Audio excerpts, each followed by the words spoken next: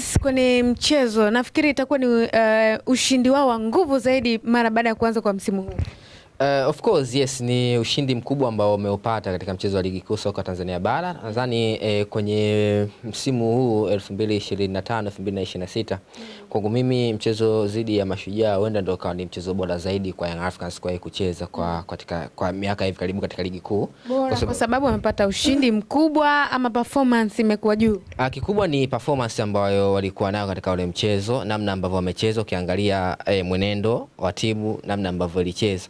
Ukijaribu kuchukua michezo ya nyuma Young Africans katika ligi kuu soka Tanzania bara walikuwa wanashinda sometimes, lakini sio kwenye mpira wa kuvutia, hususan kipindi ambacho timu inasimamiwa na mwalimu Romain Folz. Naona namna ambavyo timu ilikuwa inashinda, lakini mashabiki wengi walikuwa hawafurahi performance wise ya timu. Kuna nyakati timu inaweza ikawa inashinda lakini bado huoni kwamba timu inacheza vizuri, lakini ukiangalia siku ya jana kila kitu ambacho Young Africans walitamani kukifanya katika kiwanja waliweza kukifanya. Ukiangalia usahihi kwenye kupiga pasi, ukiangalia usahihi kwenye kumalizia nafasi, ukiangalia umakini katika kuzuia, kwa utagundua kwamba kulikuwa na vitu vingi ambavyo walivifanya. Kwangu mimi nadhani vilikuwa bora zaidi, na kitu ambacho kilipeleka mzigo mkubwa sana kwa Mashujaa, na ukajikuta wanaingia katika dimbwi kubwa la magoli, kitu ambacho watu wengi wamekitafsiri kama ni uzembe wa Mashujaa. Kwangu binafsi nadhani walikutana na test ya tofauti na wao wakashinda kuhimili mishindo ya Young Africans kufunga mabao kama haya kwenye ligi imekuwa kama ni utaratibu wao. Ni timu chache sana, hazifiki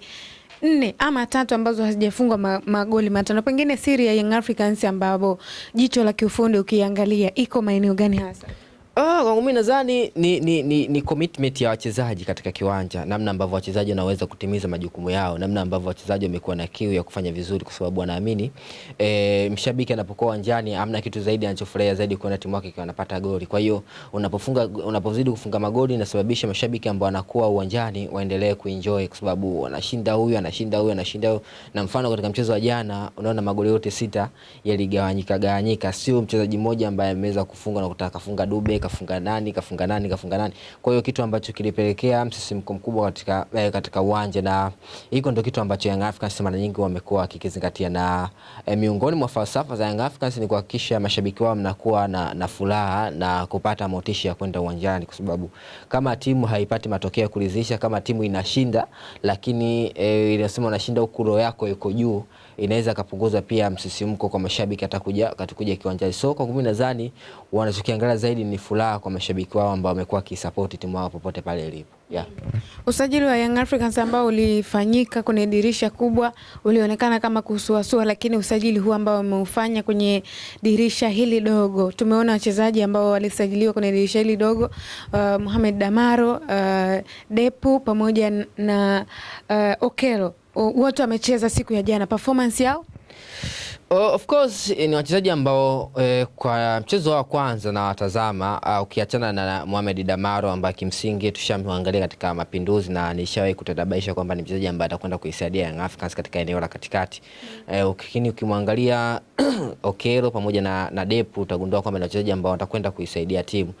Ukimwangalia jana Depu dakika ambazo ameingia na contribution yake ya kupatikana kwa magoli, kwa maana ameassist na kufunga goli moja, unaona kwa dakika ambazo amezipata na kile ambacho amekideliver, naona ni kitu kikubwa sana. Ukiacha hivyo Alan Okelo pia hakuwa na game mbaya, ni mchezo wake wa kwanza na mwalimu amejaribu kumuongezea confidence na akajaribu kumpa dakika zote 90 kuhakikisha anaendelea kuwa bora kwa niaba ya matumizi zaidi. So kwangu mimi nadhani Young Africans miongoni mwa vitu ambavyo walizingatia, waliangalia mahitaji ya timu in general, nini ambacho kinatakiwa katika timu yao. Ukiacha hivyo pia wakaangalia uhitaji wa michuano ambao wanakwenda kushiriki, kwa sababu unapokwenda kushiriki michuano ya kimataifa obviously utahitaji wachezaji ambao wenye ubora mkubwa ambao wataweza kwenda kufanya vizuri mbele ya timu kubwa. Ikumbukwe siku chache baadaye Young Africans wanakwenda kukutana na Al Ahly, wao mabingwa mara nyingi zaidi katika ligi ya mabingwa barani Afrika. So unahitaji pia quality ambayo inaweza kusababisha unaweza ukaenda ukapambana nao. Kwa hiyo ukiangalia Alan Okelo unaona kabisa ni mchezaji ambaye anaweza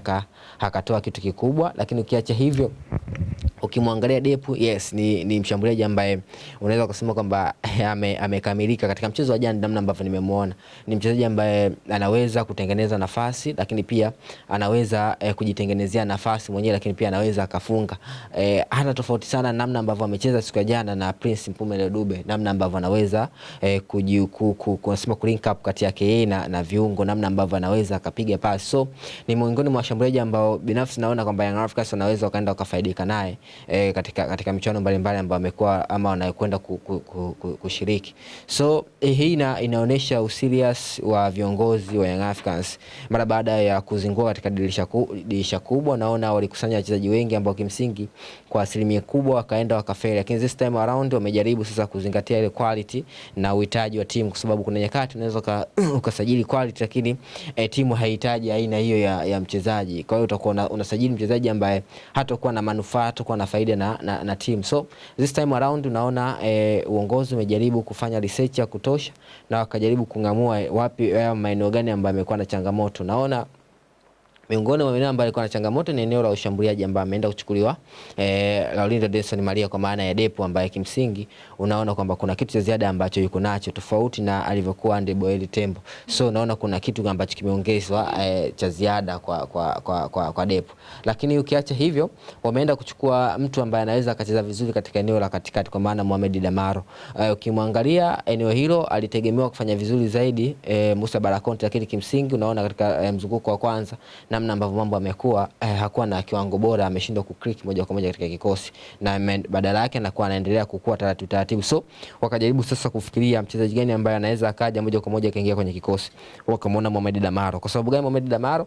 Ukitagundua kwamba ni mchezaji ambaye anacheza katika kikosi cha Singida ambacho kimsingi tayari ni miongoni mwa timu kubwa naweza kusema sasa hivi katika ligi kuu soka Tanzania bara, ambayo kimsingi imekuwa ikontain wachezaji wengi wenye ubora mkubwa. Kiacha hivyo, wakagundua kwamba huyu Damaro tayari anayefahamu vizuri ligi kuu soka Tanzania bara, kwa sababu yupo hapa misimu kadhaa hapa nchini Tanzania, na ukiacha hivyo anaelewa namna ambavyo falsafa za hizi timu za Tanzania namna ambavyo zinacheza. So utagundua kwamba ni usajili ambao pia ulizingatia hali hizo za kimazingira, lakini pia wakajaribu kwenda kuongeza quality, kwa maana ya Alan Okello ambaye kimsingi eneo ambalo alikuwa anacheza mara nyingi Celestine Eko, miongoni mwa wachezaji bora sana, lakini kwa Young Africans ameonekana kutokuwa na mchango mkubwa wa kiasi kikubwa. Hii kutokana na nini? Amekuwa ni mchezaji ambaye anakuwa akipata mipira mingi, lakini ule mpira wake wa mwisho anasema end product umeonekana kuwa hauna madhara kwa kiasi kikubwa kwa mpinzani. So walihitaji mchezaji ambaye atakuwa na madhara kwa mpinzani, hususan katika mpira wa mwisho. Kaenda kumuona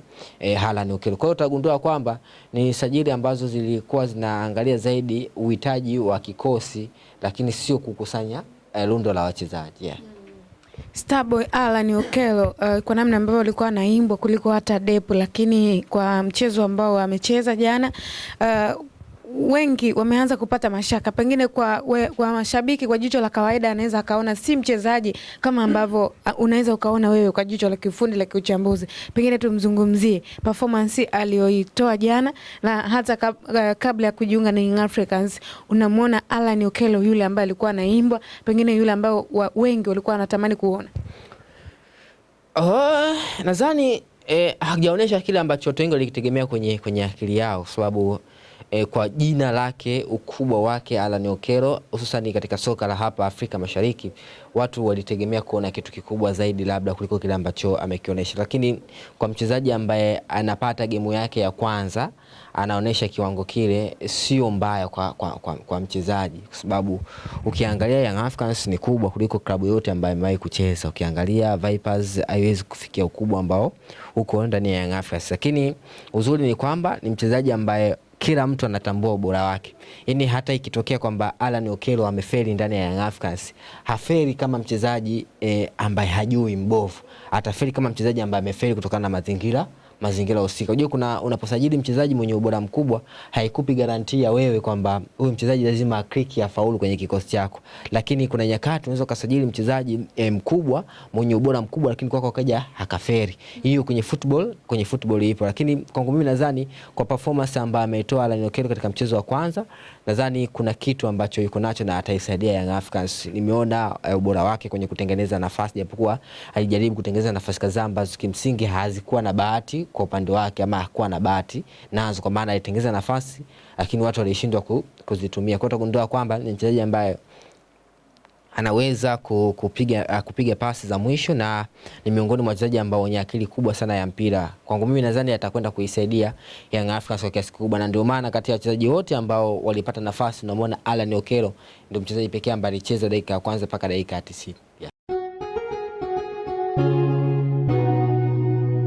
Kasako Media, tunaangazia maisha, tunaandika kesho.